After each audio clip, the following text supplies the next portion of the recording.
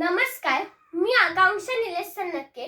माझ्या शाळेचे नाव रँगलर रघुनाथ पुरुषोत्तम परांजपे प्राथमिक शाळा हुजूरपागा. मी इयत्ता 3रीत शिकत आहे. मी आज अकबर आणि बिरबलाची एक सुंदर अशी गोष्ट तुम्हाला वाचून दाखवणार आहे. माझ्या गोष्टीचे नाव आहे झुंज. चला तर ऐकूयात मग. एकदा अकबर बादशहाने बिरबलाला एक कोंबडा दिला आणि सांगितले, तू हा कोंबडा घेऊन जा.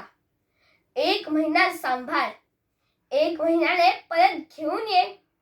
जेव्हा तू हा कोंबडा परत घेऊन येशील तेव्हा या कोंबड्याची झुंज दरबारातील शाही कोंबड्याबरोबर असणार आहे आणि त्यावेळी तुझा कोंबडा हरला नाही पाहिजे.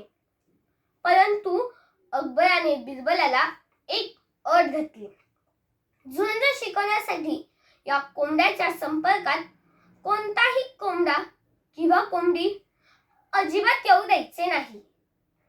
हे खरं तर खूप अवघड काम होते.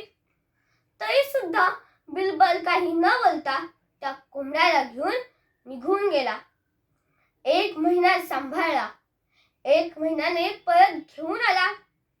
आता झुंज होती. आखाडा सजला होता.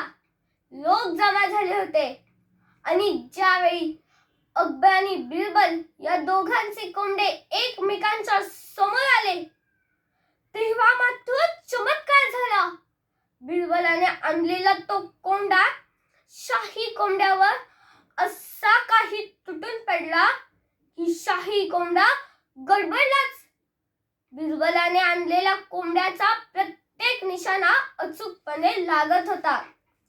आता बिरबलाचा कोंबडा एवढी चांगली झुंज कशी काय खेळतो हा प्रश्न प्रत्येकाच्या मनात येत होता. काय तुमच्या पण मनात येतोय ना? कारण कोणताही कोंबडा किंवा कोंबडी संपर्कात येऊ न देता तो झुंज शिकला होता. ज्यावेळी बिरबलाचा कोंबडा वरचढ ठरला त्यावेळी शाही कोंबडा रक्तबंबाळ झाला. लोकांच्या गर्दीतून वाट शोधत तो पळून गेला. आता अकबराने बिरबलाला विचारले, बिरबला, हा कोंबडा एवढी चांगली आणि तरबेज झुंज कशी काय शिकला?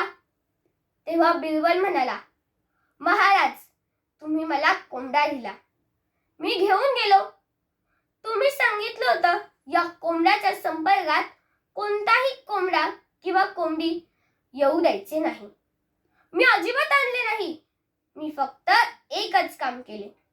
या कोंबड्याला एका खोलीमध्ये कोंडून ठेवले आणि ज्या खोलीमध्ये मी या कोंबड्याला कोंडून ठेवले त्या खोलीमध्ये मी सगळ्या बाजूंनी आरसे बसवले होते.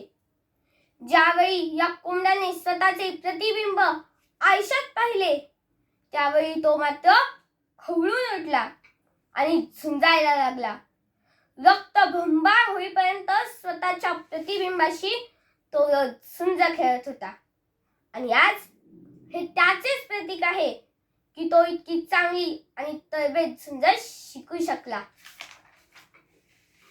महाराज, ज्याची झुंज स्वतःशी असते त्याला हरवणारा कुणीच नसतो.